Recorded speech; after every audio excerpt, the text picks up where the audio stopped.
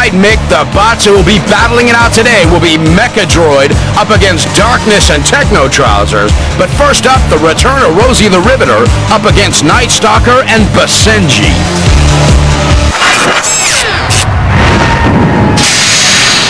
Basenji, welcome to Robot Wars Extreme Warriors. This is your first season competing. Are you excited? Do you have a strategy? We're excited. Yeah, the strategy is to move fast and keep away from some of these really destructive robots. Tell me about the name Basenji. Where did you get that from? Well, Basenji is an ancient Egyptian dog breed. The pharaohs had the dogs. They were extremely good hunters, so we hope to hunt down some robots and maybe chew them up. Well, sounds like you got a game plan. I wish you the best of luck and have fun. Thanks, Carl. Night Stalker, what a vicious name. Where'd you come up with that? We work for the U.S. Border Patrol, and it's a symbol for us. Tell me about your robot. It's built on two wheelchair motors. It runs on a winch motor. Wow. And this is the actual weapon right here? Yes, we take these silver teeth and we spin them at over 1,000 RPM. They turn so fast, it appears to be a blur. Well, you go the distance, and I wish you lots of luck. Thank you very much. I'm here with Rosie the Riveter. You were here for the U.S. Championships last season, but you didn't do so well. What do you plan to do differently this time? Well, we have an all-new robot with thicker metal. We've got better weapons. We have an active weapon on the front now, which is a wedge and a 24-volt saw. And your opposition? Our opposition is Night Stalker, who's new, and they're a spinner. I've always wanted to fight a spinner, so we're going to give it to him full throttle and hope that, we don't kill him right out. And then we're going to give it, all guns to the next round.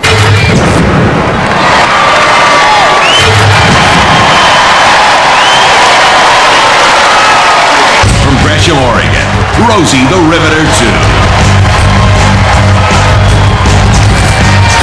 And the return of Rosie the Riveter at 215 pounds. It's got a belt-driven metal saw and 2 vertical titanium blades on the back as wedge killers. From Yuma, Arizona, Night Stalker.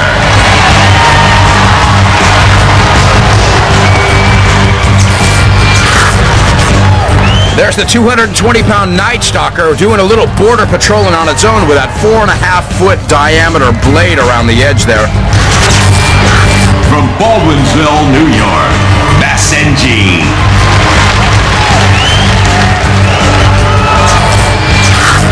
Last but not least, the 4-wheel drive Basenji at 184 pounds. He's invertible, and he's made out of titanium and aluminum. Roboteer, stand by. There's Team Basenji on the left and Team Night Stalker on the right. And there's the Rosie the Riveter crew. And guarding the corner patrol zones in this first battle will be the flame-throwing Sergeant Bash. And joining Bash will be all 616 pounds of Sir Kilowat. 3, 2, 1, activate. And here we go for the first bit of carnage of the day. Basenji goes immediately after Night Stalker, backs in, and loses its hole saw.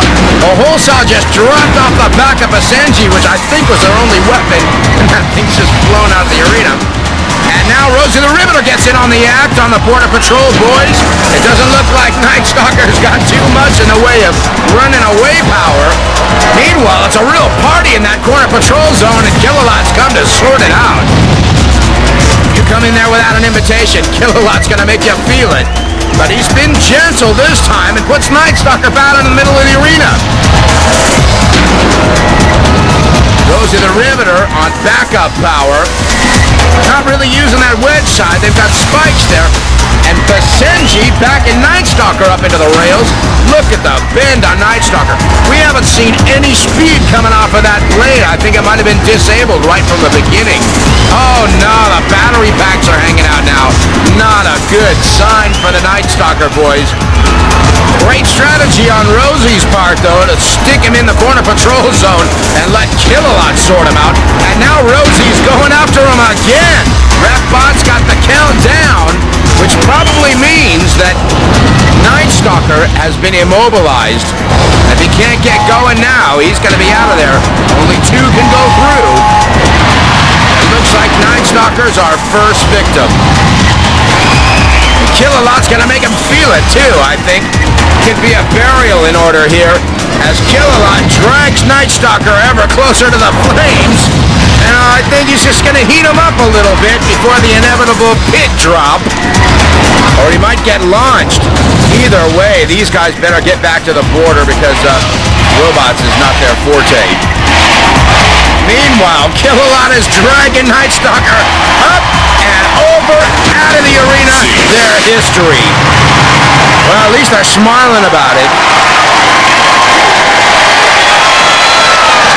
Well, in all my days at Robot Wars, I don't think I've ever seen one robot so thoroughly dominated. Night Stalker literally thrown out of the arena, so Night Stalker will not move on. Rosie the Riveter and Basenji will.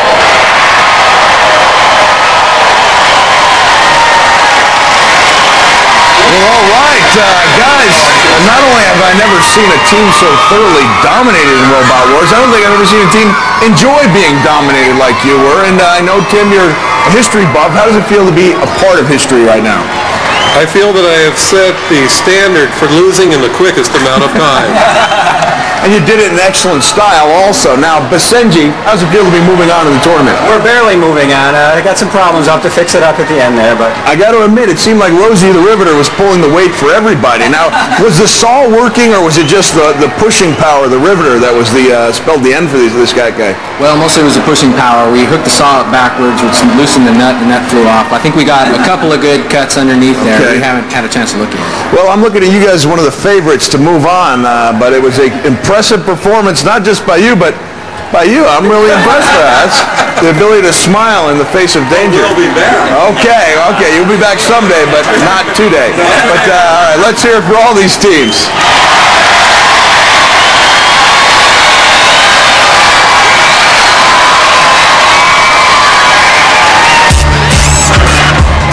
So there it is. Night Stalker gets put out of its misery.